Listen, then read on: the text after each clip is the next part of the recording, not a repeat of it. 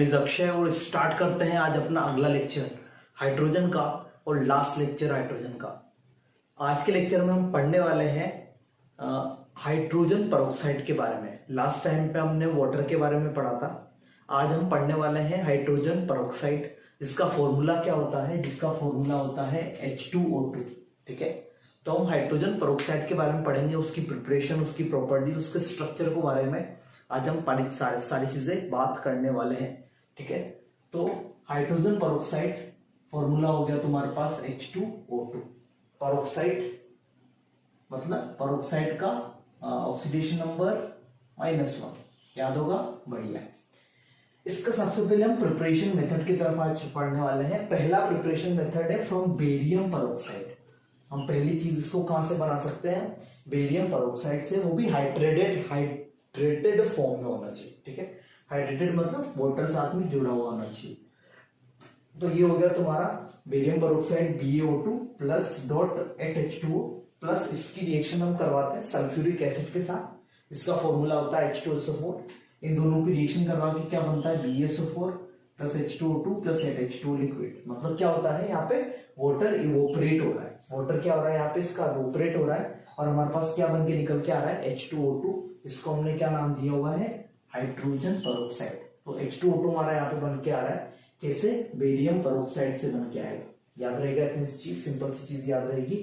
तो पहला preparation method जो हम पढ़ रहे हैं वो पढ़ रहे हैं फ्रॉम बेरियम पेरोक्साइड। सेकेंड चीज हम पढ़ने वाले हैं यहाँ पे इलेक्ट्रोलाइटिक प्रोसेस। इलेक्ट्रोलाइटिक मतलब इलेक्ट्रोलाइसिस करेंगे।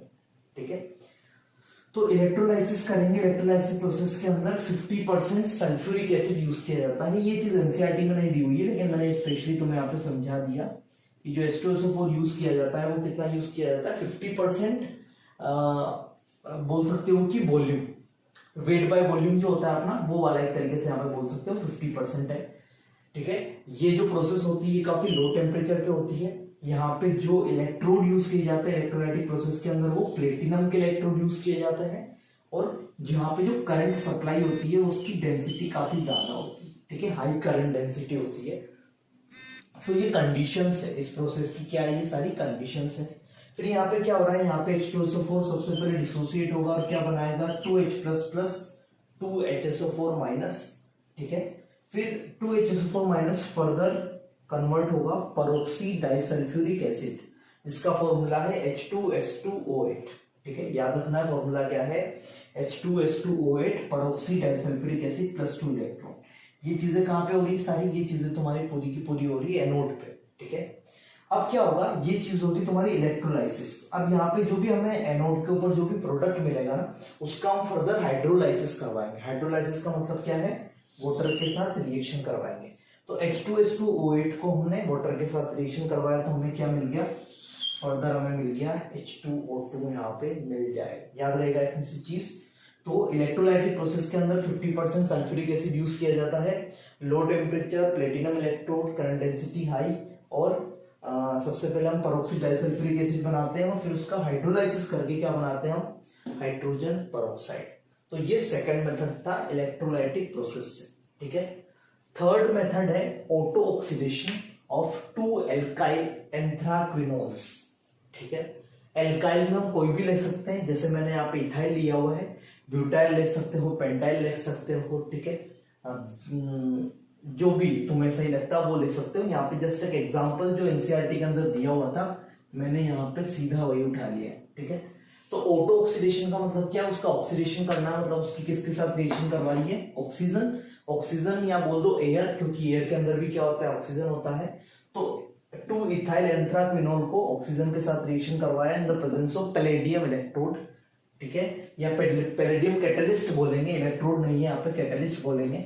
और क्या मिलता है हमें यहाँ पे, हाइड्रोजन पेरोक्साइड और साथ में ऑक्सीडाइज्ड प्रोडक्ट। ठीक है, तो मेन चीज हमें याद रखनी कि 3 तरीके हैं हमारे पास जिससे हम क्या निकाल सकते हैं, जिससे हम हाइड्रोजन पेरोक्साइड निकाल सकते हैं। पहला है या तो बेरियम पेरोक्साइड, ये दूसरा इलेक्ट्रोलाइटिक प्रोसेस, थर्ड है ऑटो ऑक्सीडेशन ऑफ 2 एल्काइल, जैसे 2 ब्यूटाइल हो सकता है, 2 पेंटाइल हो सकता है, कुछ भी यूज कर सकते हो, लेकिन 2 एल्काइल होना चाहिए। याद रहेगा इतनी सी चीज। तो ये टोटल मैंने यहाँ पे तुम्हारे साथ 3 मेथड डिस्कस किए हैं जो कि यूज किए जाते हैं हाइड्रोजन पेरोक्साइड के लिए। H2O2 की प्रिपरेशन पढ़ने के बाद अब चलते हैं उसकी फिजिकल एंड केमिकल प्रॉपर्टीज की तरफ। ठीक है, फिजिकल और केमिकल प्रॉपर्टीज पढ़ने से पहले एक छोटी सी चीज तो मैं यहाँ पे मैं समझा देता हूँ, जो कि एनसीईआरटी के अंदर काफी अच्छे से बताया हुआ है। तो थोड़ा सा उसके बारे में पहले बात कर लेते हैं, जो कि है उसका स्टोरेज। कि हमारा जो H2O2 जो कंपाउंड है ना, H2O2 जो मॉलिक्यूल है वो काफी ज्यादा रिएक्टिव होता है। रिएक्टिव होने का मतलब क्या है कि जैसे उसको लाइट के साथ, जैसे उसको लाइट मिलती है, जैसे सपोज सनलाइट भी अगर मिल गई तो वो सीधा क्या होता है, वो टूट जाता है। किसमें टूट जाता है? H2O2 टूट जाता है वाटर प्लस ऑक्सीजन में। ठीक है, H2O प्लस ऑक्सीजन में। इसी वजह से इसको है ना ऑक्सीजनेटेड वाटर भी बोलते हैं इसको, है ना, इसी वजह से ऑक्सीजनेटेड वाटर भी बोलते हैं। तो H2O2 क्या करता है ना कि जैसे इसको लाइट मिला वैसे ही लाइट मिलते ही धीरे धीरे क्या होता है, टूटने लगता है। किसमें? H2O और O2 में। अब हमें अगर कहीं पे H2O2 की जरूरत पड़ी तो अगर लाइट में तो उसको लेके आना पड़ेगा, तो अगर वो लाइट में रहेगा तो वो तो किसमें डिकम्पोज हो जाएगा, इसमें। तो हम उसको यूज नहीं कर सकते। तो अगर उसको यूज करना है तो ऑफकोर्स हमें क्या करना पड़ेगा, वो जिसका स्टोरेज बनाना पड़ेगा ताकि हम उसको वहां पर रख सकें। ठीक है, जनरली क्या होता है कि ये जो H2O2 है मेटल्स के साथ, रफ सरफेसेस के साथ, सनलाइट के साथ, इनके साथ क्या कर देता है, जल्दी रिएक्शन कर देता है। मतलब इनके साथ अगर डिकम्पोजिशन हो जाएगा या इनके साथ कुछ पर्टिकुलर रिएक्शन हो जाएगी, तो इनके कांटेक्ट में अगर वो आ गया तो इनके कांटेक्ट में आने पे H2O2 फर्दर कुछ डिफरेंट कंपाउंड में कन्वर्ट हो जाएगा। तो क्या करते हैं हम क्या करते हैं कि सपोज या तो कोई ग्लास की एक बोतल लेंगे, उसको वैक्स कर दो, उसके ऊपर वैक्सिंग कर दो।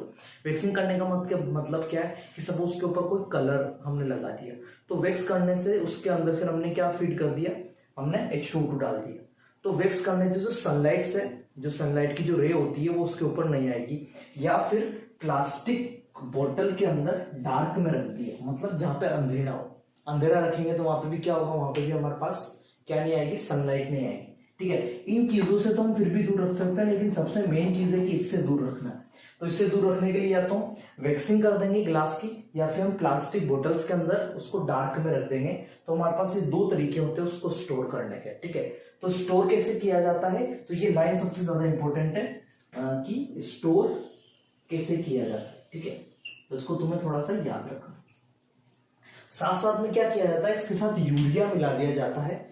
यूरिया वो किसकी तरह काम करता है, यहाँ पे यूरिया एज ए स्टेबलाइजर की तरह काम करता है। ठीक है, तो पूछा जा सकता है कि H2O2 के स्टेबलाइजर में, H2O2 की में स्टेबलाइजर की तरह कौन काम करता है, तो आंसर क्या होगा तुम्हारा, यूरिया। ठीक है, तो ये कुछ सिंपल सी चीज है स्टोरेज के बारे में जो तुम लोगों को पता होनी चाहिए। तो स्टोरेज पढ़ने के बाद अब चलते हैं हम अपनी फिजिकल प्रॉपर्टीज की तरफ। फिजिकल प्रॉपर्टीज के अंदर क्या है कि जो भी हमारा H2O2 होता है, अगर वो प्योर फॉर्म में है तो वो कलरलेस होता है, ऑलमोस्ट कलरलेस होता है। ठीक है, ऑलमोस्ट कलरलेस होता है। लिक्विड, कलरलेस लिक्विड होता है। इसकी जो डेंसिटी होती है वो 1.45 होती है।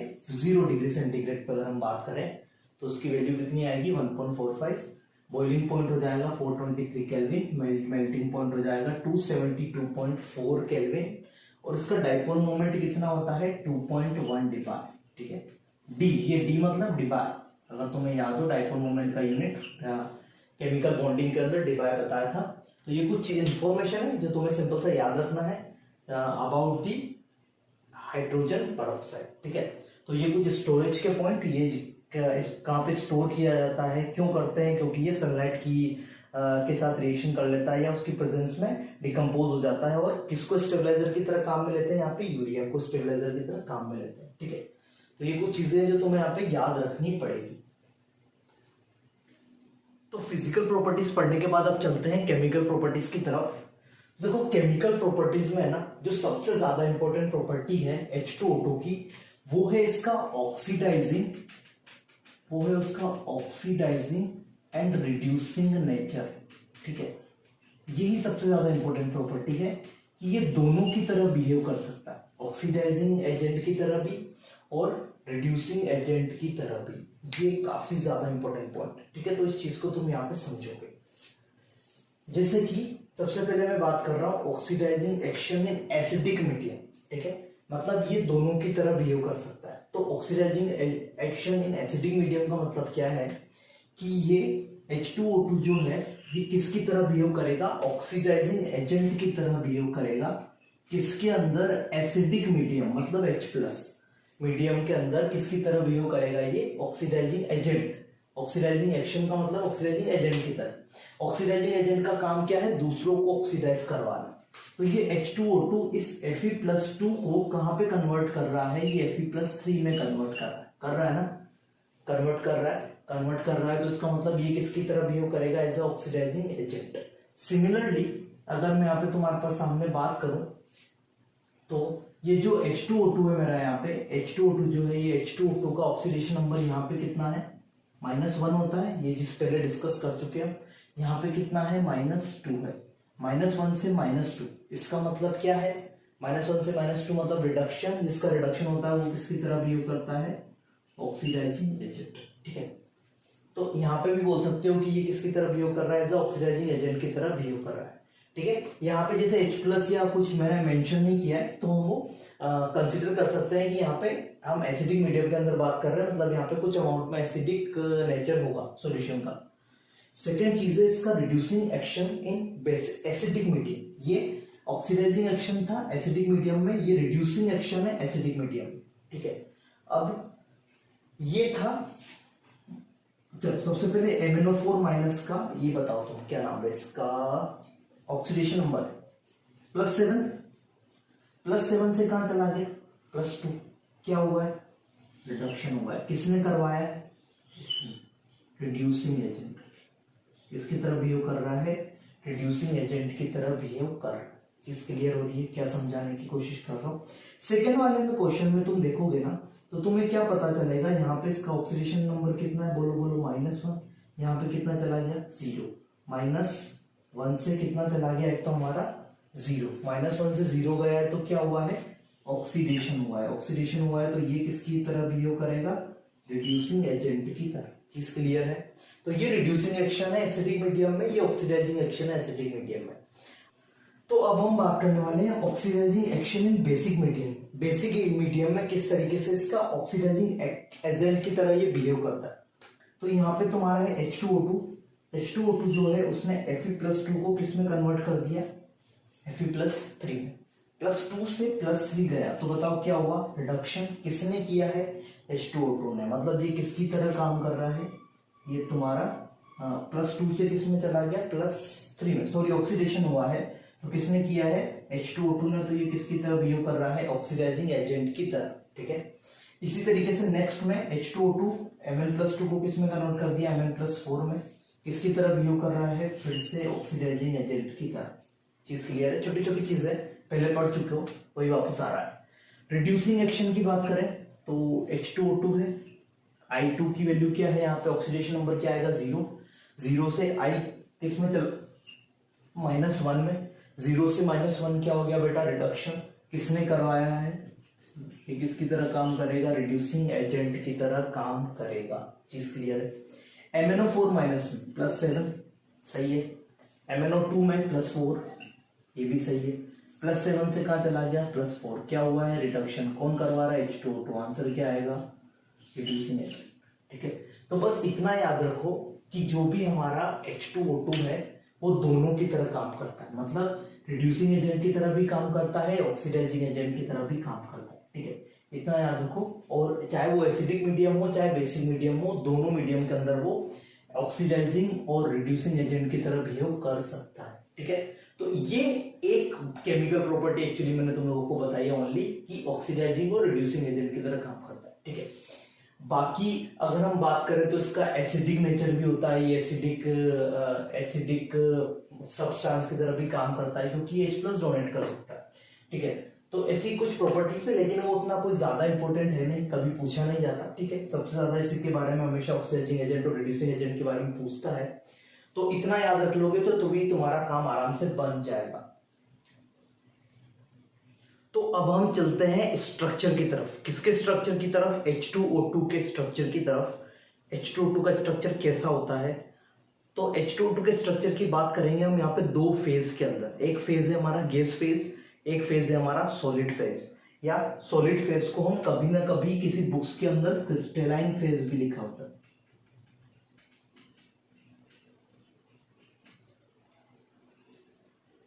तो पहला फेज है गैस फेज, दूसरा है सॉलिड फेज। अब हमें पता है कि H2O2 जो है वो उसके अंदर 2 तो हाइड्रोजन है और 2 ऑक्सीजन। ये चीज समझ में आ रही है? ये तो पता है तुम लोगों को, देखने से पता लग जाएगा।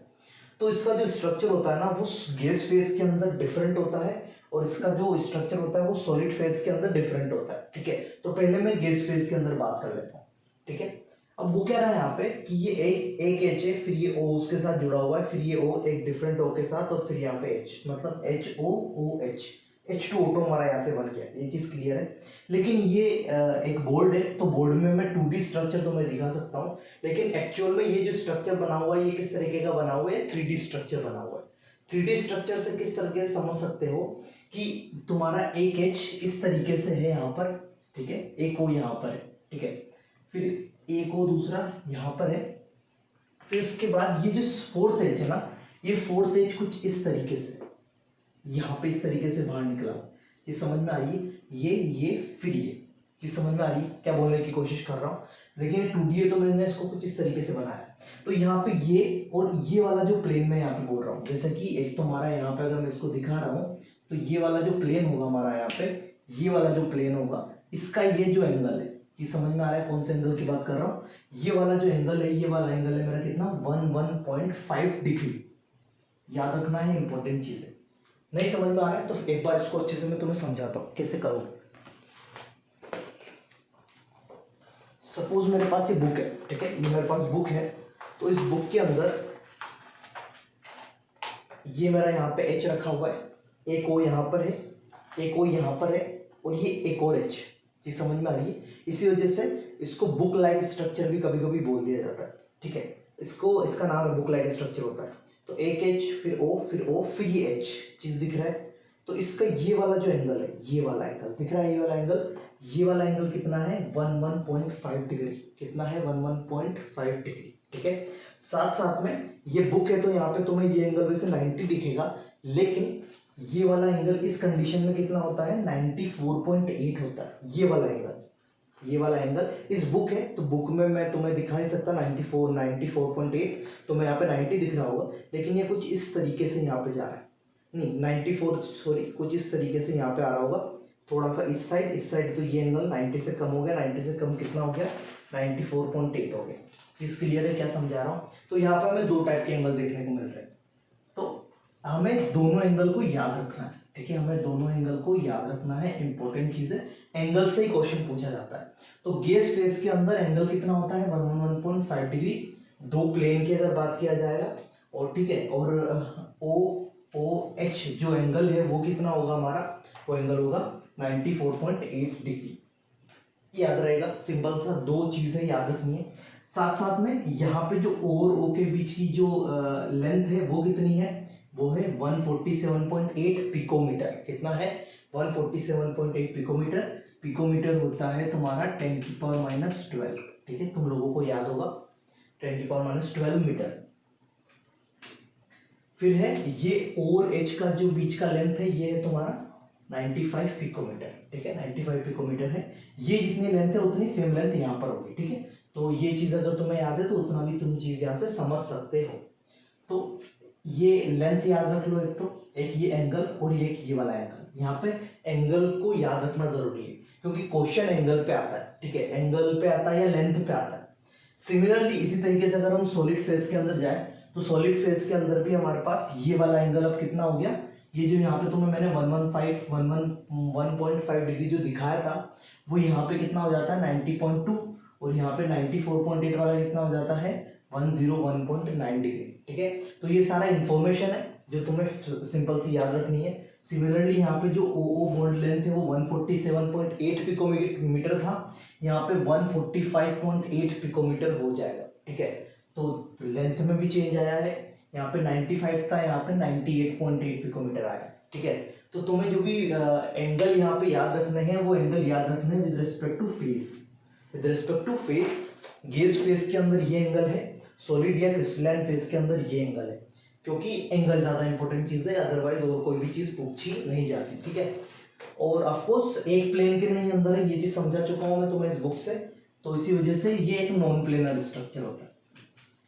नॉन प्लेनर मतलब जो एक प्लेन में नहीं है। ठीक है, तो एक तो इसका गैस फेज हमने देखा, एक इसका हमने सॉलिड फेज देखा। तो दोनों चीजों को तुम्हें याद रखना है और दोनों चीजें तुम्हें अच्छे से समझ में आ जाएगी। तो एंगल पे ज्यादा फोकस करो क्योंकि वही ज्यादा इंपॉर्टेंट है। तो आज के लेक्चर के अंदर हमने पढ़ा था हाइड्रोजन पेरोक्साइड के बारे में। तो यहाँ पे हमारा जो भी पूरा चैप्टर है वो एक तरीके से पूरा खत्म हो चुका है, लेकिन तुम्हें कुछ छोटे से काम मैं दे रहा हूँ, वो तुम्हें जाके खुद से करने हैं। जैसे कि एनसीईआरटी पूरा हाइड्रोजन का पढ़ लेना है, अच्छे से पढ़ लेना है, एक एक चीज वहां पे एक एक लाइन जो लिखी है उसको समझ लेना है। साथ साथ में जैसे तुम चैप्टर पढ़ते जाओगे तो सबसे लास्ट में तुम्हें हाइड्रोजन पेरोक्साइड के यूजेस मिलेंगे, तो एक बार उन यूजेस को रीड कर लेना। ठीक है, काफी सिंपल सी चीजें लिखी हुई है। साथ साथ में जो सबसे लास्ट वाला पोर्शन एनसीईआरटी का, वहां पे एक हाइड्रोजन इकोनॉमी नाम से एक टॉपिक दिया हुआ है। ठीक है, हाइड्रोजन इकोनॉमी।